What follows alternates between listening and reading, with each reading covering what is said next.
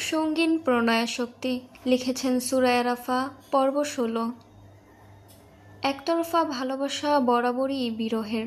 নিজের অস্তিত্ব জানান না দিয়ে তাকে দিনের পর দিন ভালোবেসে যাওয়া, তার ক্ষুদ্র থেকে ক্ষুদ্রতম অভ্যাসটাকে চুপি চুপি আপন করে নেয়া, কিংবা পুরো মানুষটাকে ঘিরে এই অজানা সুখের স্বপ্ন জ্বালব না, এমন আশাতীত স্বপ্নও বিশাল। সবাই করতে পারে না, কারণ সবাই তো আর ভালোবেসে কষ্ট সইতে চায় না। তাছাড়া হৃদয়ে লুকানো ভালোবাসার অস্তিত্বের খোঁজ সচরাচর কয়জনই বা করে?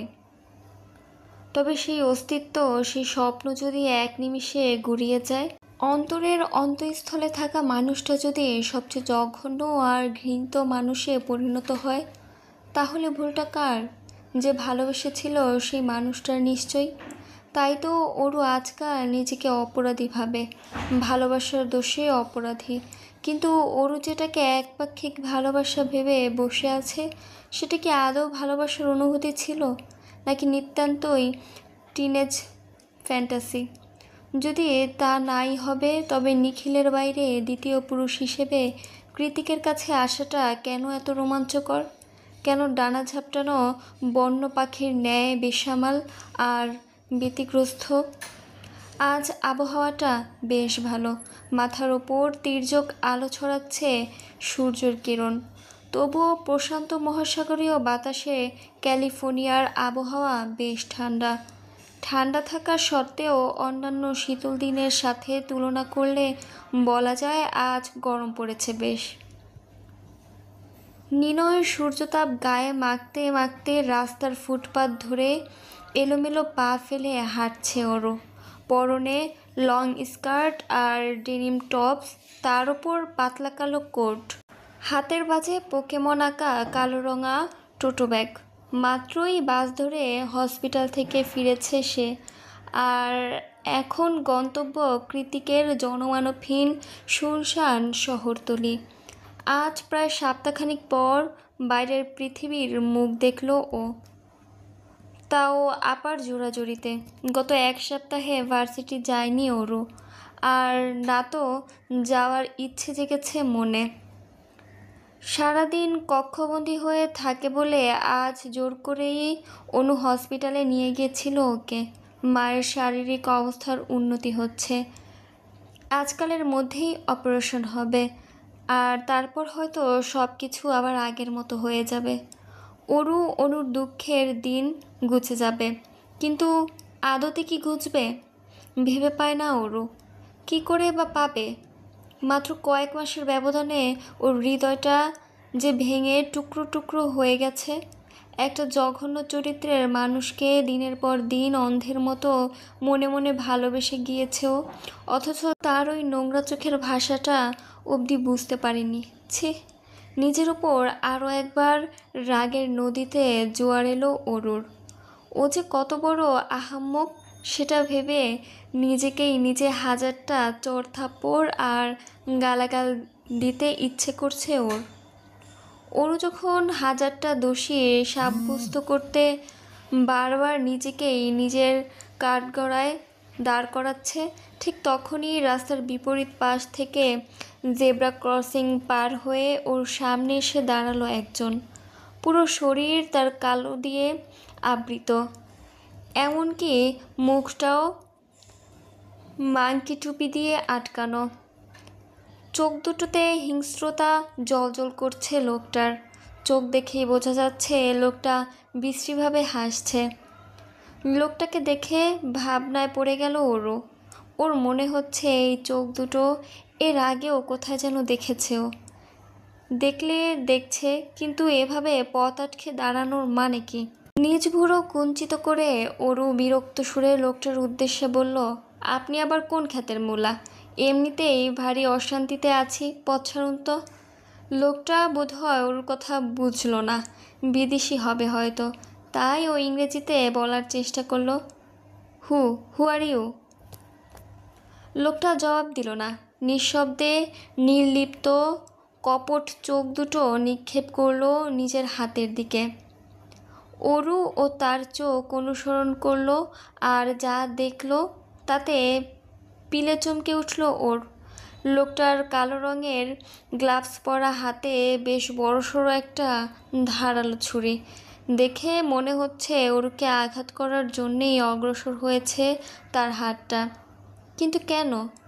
আমেরিকার মতো একটা অজানা দেশে ওর মতো একটা তুচ্ছ 2 পয়সার মেয়ের সাথে কিসের এত শত্রুতা এই ভয়ানক লোকটার? সে যে শত্রুতাই হোক না কেন, আপাতত এই লোকটার থেকে পালিয়ে প্রাণে বাঁচাটা জরুরি। নয়তো এই শুনশান নীরব রাস্তায় ওকে বাঁচানো তো দূরে থাক, ওর লাশটাও খুঁজতে আসবে না কেউ। অজস্র কুণ্ডলি পাকানো দুশ্চিন্তারা ঘিরে ধরেছে ওর মন মস্তিষ্ক। ভেতরের ভয়টা দলা পাকিয়ে গলায় আটকে এসেছে। ওরও যেন শ্বাস প্রশ্বাস নিতেও ভুলে গিয়েছে। তবে ওর এসব ভাবনাকে প্রশ্রয় দিল না লোকটা, বরং তার আগেই ক্ষিপ্ত গতিতে তেড়ে এসে ছুরির আঘাত করতে অগ্রসর হলো অরুর পানে।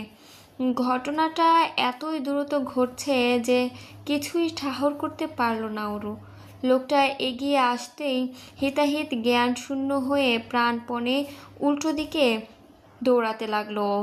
কিন্তু আশ্চর্যের বিষয় হলো লোকটা ওর পেছন পেছন দৌড়াচ্ছে না, বরং সাইকোপ্যাথদের মতো চাকু হাতে ধীরে ধীরে এগিয়ে আসছে। দেখে মনে হচ্ছে লোকটা জানে ওরুর শেষ গন্তব্য কোথায়। একটানা দিক বেদিক দৌড়াতে দৌড়াতে হাঁপিয়ে উঠেছে অরু। শেষমেশ আর দৌড়াতে না পেরে রাস্তার মাঝেই হাঁটুতে দুহাত ভর করে দাঁড়িয়ে পড়ল ও। হাঁপাতে হাঁপাতে পেছনে তাকিয়ে খুব সাবধানে পরখ করে নিল রাস্তার অদূর পর্যন্ত। না, 2-1টা চলন্ত গাড়ি ছাড়া আর কিছুই দেখা যাচ্ছে না। হাঁপাতে হাঁপাতে ওরও ভাবছে, আহ, তার মানে এ যাত্রায় প্রাণে বেঁচে গিয়েছি। ঠিক তখনই ওর খুব কাছ থেকে ভেসে এলো একটা অচেনা অপ্রীতিকর কণ্ঠস্বর, জেকে শ baby girl, I caught you. আচমকা এমন একটা ভয়ানক আওয়াজ শুনে চমকে উঠে সামনে তাকালো অরু। দেখল তখনকার লোকটা ওর সামনেই, কিছু বদলায়নি। আগের মতোই বিশ্রী চাহনি দিয়ে ওর পানে তাকিয়ে আছে সে। হুট করে আবারও ওই লোকটাকে দেখে আকস্মাৎ লাফিয়ে উঠে পেছনের পিচ ঢালার রাস্তায় হুমড়ি খেয়ে পড়ে গেল অরু। শুকনো ঢোক গিলে চারপাশে চোখ বুলিয়ে বুঝতে পারল এতক্ষণ দৌড়াতে দৌড়াতে ঘুরে ফিরে গোলক ধাঁধার মতো আবার আগের জায়গাতেই ফিরে এসেছে ও। নিজের মূর্খতামির ফলস্বরূপ আরও একবার ফেঁসে গেছে ওরও। আপা কত করে বলেছিল আমি এগিয়ে দিয়ে আসি, অথচ ওরও শুনিনি। আর এখন সামনে মৃত্যু খেলা করছে ওর, এছাড়া তো কোনো উপায় নেই। লোকটা ধীরে ধীরে এগিয়ে আসছে অরুর দিকে। অরু যে উঠে দাঁড়িয়ে আবারও দৌড়ে পালাবে সেই শক্তি নেই ওর শরীরে। উল্টে হাত পা কণ্ঠ সব কিছু রোধ করে রেখেছে এক অজানা আতঙ্কে। অরুকে ভয় পেতে দেখে লোকটা খিক করে হেসে ফেলল। And I'll kill you princess. অরু এবার ঠোঁট চেপে ডুকরে কেঁদে উঠল। কাঁদতে কাঁদতেই দুহাতে ভর করে পেছাতে লাগলো কুচকুচে পিচ ঢালার রাস্তা ধরে। তবে লোকটার গতিবেগ ছিল দ্বিগুণ। সে এতক্ষণে ওর খুব কাছে এসে দাঁড়িয়ে পড়েছে। মাথাটা এদিক ওদিক কাত করে ঘাড় ফুটিয়ে তীব্র আক্রোশে উদ্যত হয়েছে ওরকে ছুরিঘাত করার জন্য। লোকটার পরবর্তী পদক্ষেপের কথা ভেবেই ওরু চোখ দুটো খিচে বন্ধ করে ফেলল। এই মুহূর্তে প্রিয়জনের মুখগুলো ভাসছে ওর মানস্পটে। মা, আপা, আর তো কেউ নেই, অথচ মানস্পটে জুড়ে দুটো নয় বরং 3-3টে মুখ ভেসে উঠছে। মা, আপা, আর সবশেষে জায়ান কৃতিক চৌধুরী, ওর স্টেপ ব্রাদার, যে ওকে সবসময় তুচ্ছ তাচ্ছিল্য করে, সবার কাছে বাড়ির চাকর হিসেবে পরিচয় দিয়ে বেড়ায়, ওর গায়ে হাত তোলে, ওকে শীতের রাতে ঘর থেকে বের করে দেয়, মাঝ রাস্তায় গাড়ি থেকে নামিয়ে দেয়, হুটহাট রেগে গিয়ে সবার সামনে অপমান করতেও দুবার ভাবে না, অথচ এই মুহূর্তে হৃদয়টা তাকে ঘৃণা করতে চাইছে না। মনে হচ্ছে কৃতিক নিজেকে ঠিক যতটা খারাপ প্রমাণ করতে চায় ততটাও খারাপ সে না, নয়তো তিতে হয়ে যাওয়া হৃদয়টা তাকেই কেন স্মরণ করছে বারবার, তাও এমন একটা মুহূর্তে। খানিকক্ষণের জন্য হলেও মনে হচ্ছে আজ কৃতিক থাকলে ওকে এতটা বিপদে পড়তে হতো না, কোনো না কোনোভাবে ঠিক বাঁচিয়ে নিত সে।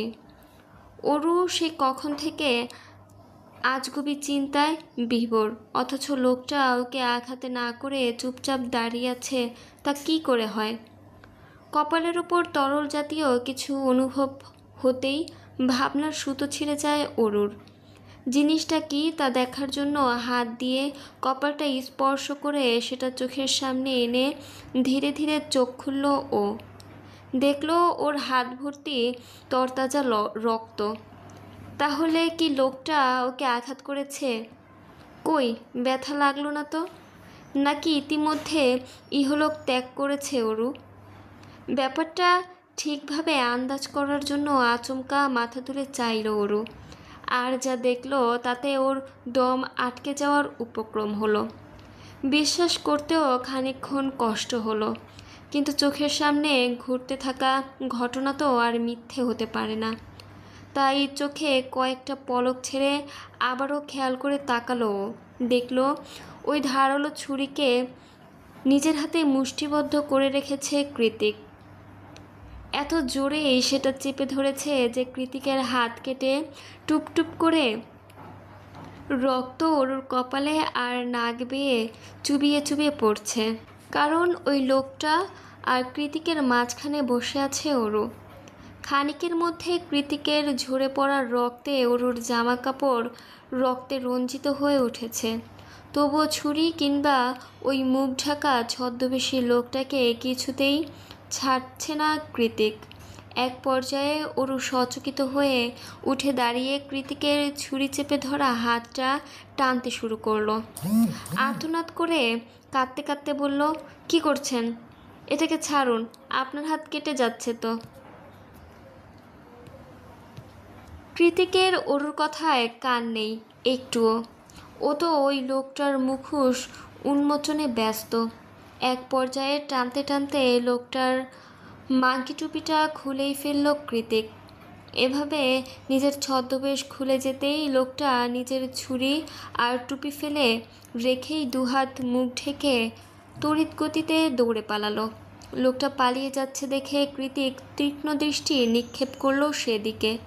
মনে হচ্ছে ও আজ লোকটাকে ধরেই ছাড়বে, কিন্তু সেসব চিন্তার ইতি ঘটিয়ে অরু ওর হাত টেনে ধরে কাঁপা কাঁপা কণ্ঠে বলল, আমার ভয় করছে, যাবেন না দয়া করে।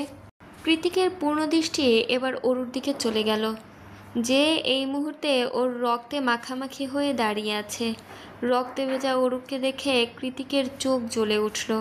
কপালে তৈরি হলো দুশ্চিন্তার কয়েকখানা ভাঁজ। ও দ্রুত হাতে অরুর বাহু চেপে ধরে এদিক ওদিক ঘুরিয়ে দেখতে দেখতে আহত সুরে শুধালো, কোথাও লেগেছে তোর? এত রক্ত কেন? অরু কাঁদতে কাঁদতে বিস্ময়ে বিমূর্ত হয়ে জবাব দিল, এগুলো আপনার রক্ত, হাত কেটে গিয়েছে আপনার, ভুলে গেছেন?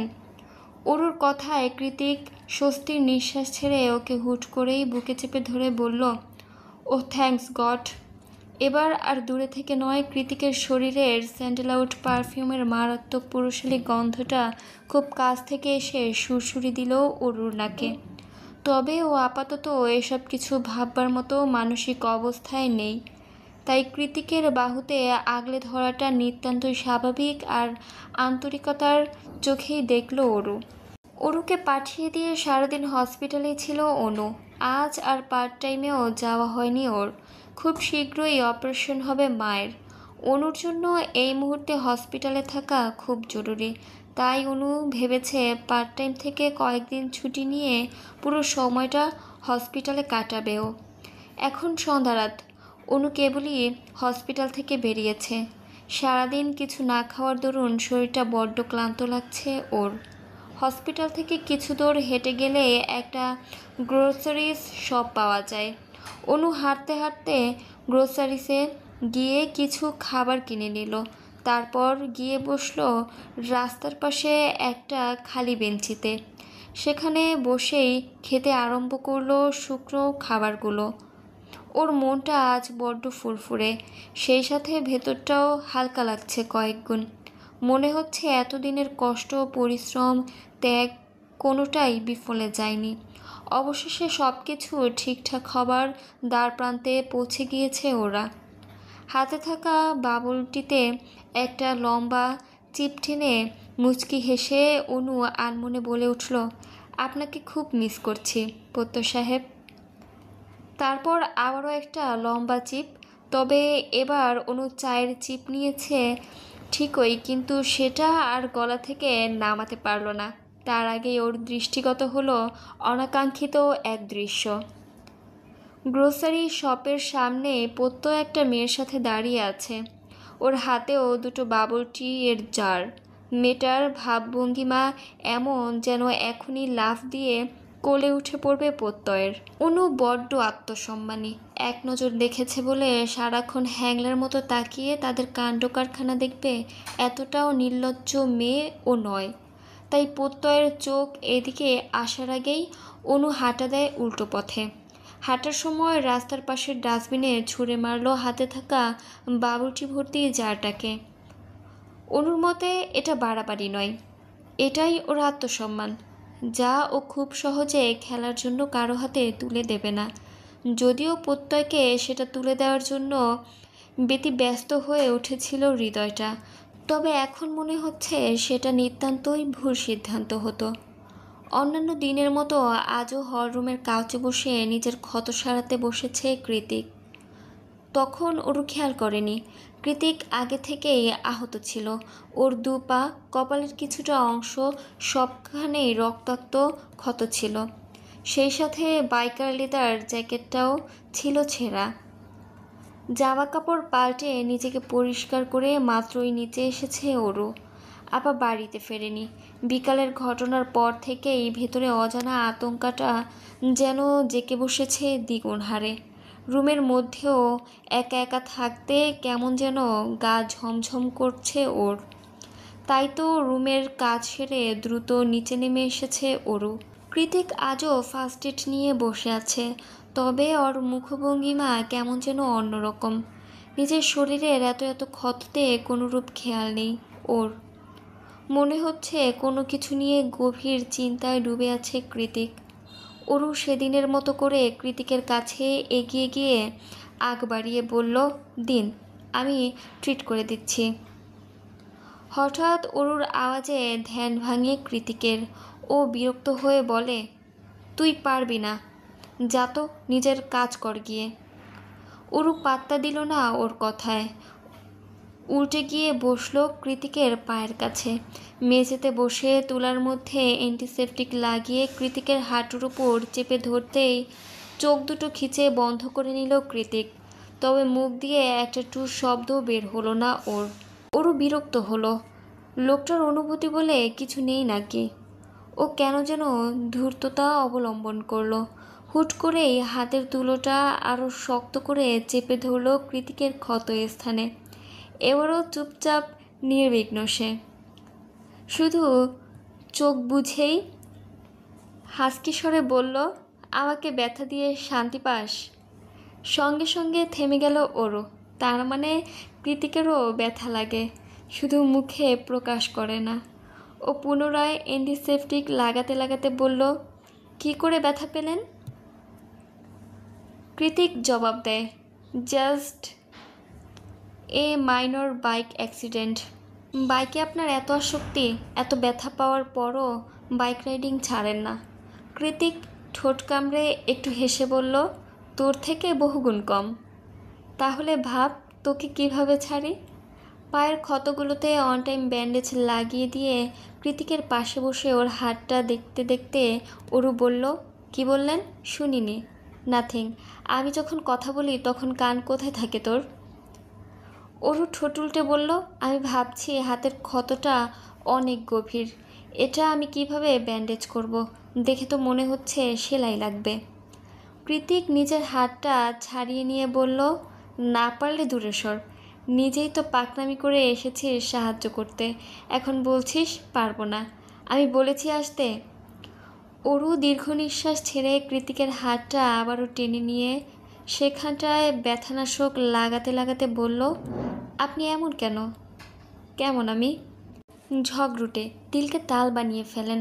আপনার বউয়ের কপালে দুঃখ আছে। অরুর কথায় কৃতিকের ঠোঁট বাঁকা হাসিতে প্রশস্ত হয়। তারপর হুট করে চোখ মুখ কুঁচকে সামনের মনিটরের দিকে দৃষ্টি নিক্ষেপ করে কৃতিক বলে, ঠিকই বলছিস, আমার কথা না শুনলে তোর কপালে অনেক দুঃখ আছে। হ্যাঁ, সে তো জানি। আপনি কৃতিক কুঞ্জের ছোট সাহেব কিনা, দুঃখ তো থাকবেই। আচ্ছা, তখন হঠাৎ ছুরিটা চেপে ধরতে গেলেন কেন শুনি? চেপে না ধরলে তোর তো আঘাত লাগতো। কৃতিকের হাতের ক্ষতটা অনেক বেশি গভীর। অরুর ভেতর ভেতর অনুশোচনা হচ্ছে, ওর জন্যই আজ এমনটা হয়েছে। তাই ও কৃতিকের ক্ষত স্থানে হালকা ফু দিয়ে অ্যান্টিসেপটিক লাগাতে লাগাতে নরম সুরে শুধালো, বেশি ব্যথা লাগছে? নিজের শরীরটাকে কাউচের উপর ছেড়ে দিয়ে কৃতিক চোখ বন্ধ করে বলল, এখন কম লাগছে। মাঝরাত চলমান। দিনের আলো শেষ হতেই তাপমাত্রা নেমে গিয়ে চারদিকে কনকনে শীতল হাওয়া বইছে। অনু আর অরু বোধ হয় গভীর ঘুমে আচ্ছন্ন, অথচ ছাদ বারান্দায় এখনও টিমটিমিয়ে ফেরি লাইট জ্বলছে। সেখানে গোল হয়ে বসে আছে অর্ণব, সায়র, এলিসা। কৃতিক ওদের থেকে খানিকটা দূরে দাঁড়িয়ে সিগারেটের ধোঁয়া ছাড়তে ব্যস্ত। ওরা সবাই সারা রাত ধরে কিছু একটা পরামর্শ করেছে। অর্ণব কোলের ওপর ল্যাপটপ নিয়ে এখনও কি যেন করছে। এলিসা দোয়াকারে বসে অর্ণবকে বলল, তুই কবে এসব বন্ধ করবি অর্ণব? অর্ণব ভুরু কুঞ্চিত করে বলল, বন্ধ করব মানে? তোর বাবাকে ওরা আটকে রেখেছে, ভিডিও প্রুফ পাঠিয়েছে। তুই না গেলে ওরা তোর বাবাকে মেরে ফেলবে। আর তুই ভাবছিস তোকে আমরা ওই রিস্কি জায়গায় একা যেতে দেব? সায়র পাশ থেকে বলল, আচ্ছা, আমরা পুলিশকে কেন বলছি না? অর্ণব দাঁত কিরমিরিয়ে বলল, গর্ধব, পুলিশকে জানালে এলিসাও ফেঁসে যাবে।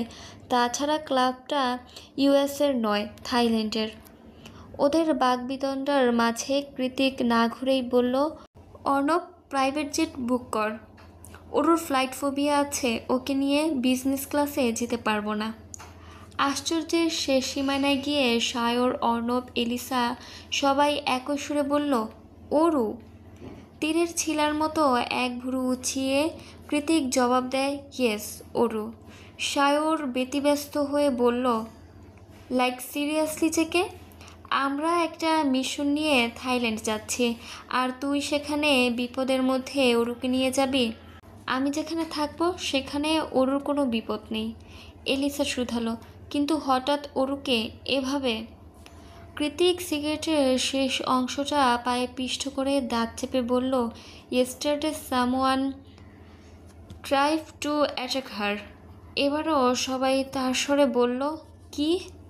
কৃতিক হ্যাঁসূচক মাথা নাড়িয়ে বলল, ঠিকই শুনেছিস। কাল ওই বাস্টারটার ভাগ্য ভালো ছিল যে আমি উইক ছিলাম। তবে চিন্তা নেই, খুব শীঘ্রই নিজ কর্মর ফল ভোগ করবে সে। কিন্তু এই মুহূর্তে আমি অরুকে একা রেখে দেশের বাইরে গিয়ে কিছুতেই নিশ্চিত থাকতে পারবো না। কিন্তু অনু, ওর ওপর কোনো অ্যাটাক আসবে না তার কি গ্যারান্টি? এলিসার প্রশ্নের জবাবে কৃতিক বলে, অনুর জন্য চিন্তার কারণ নেই, কারণ ও বেশিরভাগ সময় হসপিটালে থাকে। তাছাড়া প্রত্যয় থাকতে অনুর সাথে খারাপ কিছু হবার চান্স নেই। এতক্ষণ পর সায়র উচ্ছ্বাসিত হয়ে বলল, ভালোই হবে, তোরা তোদের মিশন ফিশন শেষ করবি, সেই ফাঁকে আমি আর অরু একটু ব্যাংককের সমুদ্র বিলাস সেরে আসব। Not a bad idea. তৎক্ষণাৎ ওর পশ্চাৎদেশ বরাবর লাথি মেরে কনকনে বরফ শীতল ঠান্ডা পানিতে ফেলে দিয়ে ঠোঁটের কোণে একটা কপটতা মিশ্রিত হাসি ঝুলিয়ে কৃতিক বলে, no chance bro, she is mine.